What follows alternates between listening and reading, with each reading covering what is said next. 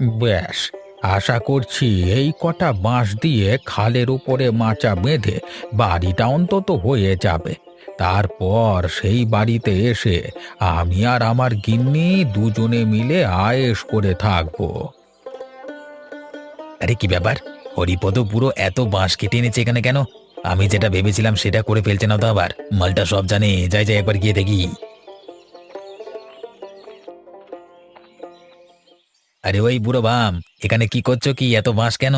এখানে কি ব্যাপারটা হচ্ছে শুনি। কি ব্যাপার নগেন? লোকের কাজের সম্পর্কে এত আগ্রহী কেন? আমি এখানে যাই করি না কেন তোর তাতে কি আসে যায়? বেশি বড় বড় ফুটানি মেরো না, যেটা জিজ্ঞাসা করছি উত্তর দাও। তোর কথার আমি উত্তর দেব না। তোর বাবার জায়গায় আমি দাঁড়িয়ে আছি নাকি? একদম বাবা তুলে কথা বলবে না বলে দিলাম। আমি তোমাকে খারাপ কথা কি জিজ্ঞাসা করেছি? শোন নগেন, তুই আমার কাছ থেকে কথা বার করে যে কি করতে চাস আমি খুব ভালো করেই জানি। অতএব আমার সঙ্গে লাগিস না। তুই তোর কাজে যা, আমাকে আমার কাজ করতে দে। নিজের কাজ করতে দেব তাই না? তবে রে বেটা, তোর 12টা বাজাচ্ছি দাঁড়া। ওরে বাবা রে নগেন, আমাকে মেরে ফেললি তুই! কে কোথায় আছো? বাঁচাও, মেরে ফেললো আমাকে!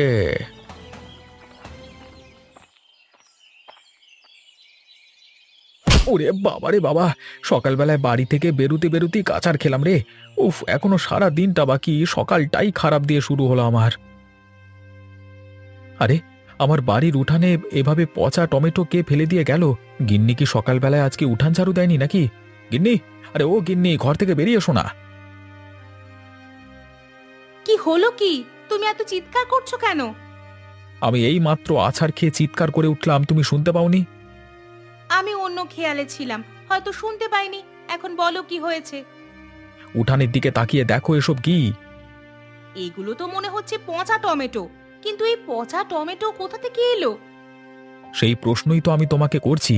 তুমি কি আজকে সকালবেলায় উঠে উঠান ঝাড়ু দাওনি? এই উল্টোপাল্টা প্রশ্ন করো না তো। আমি কি কোনোদিন উঠান ঝাড়ু দিই না? একদম বাজে প্রশ্ন করবে নাই বলে দিলাম।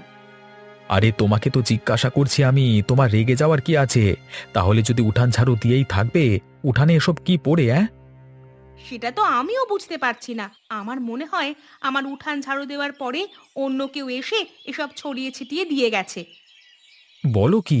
কার কাজ হতে পারে এটা? রতন দাদার নয় তো? ও এসব কাজ করে যায়নি তো?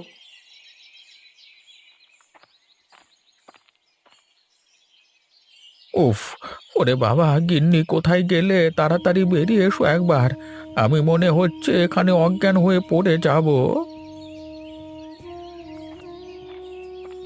আরে, তোমার কি হলো?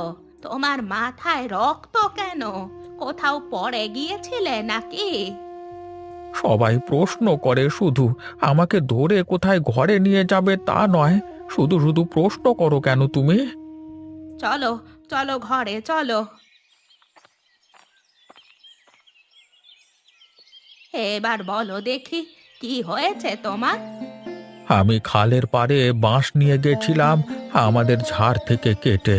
আমার পরিকল্পনা ছিল খালের উপর একটা বাঁশের বাড়ি তৈরি করব।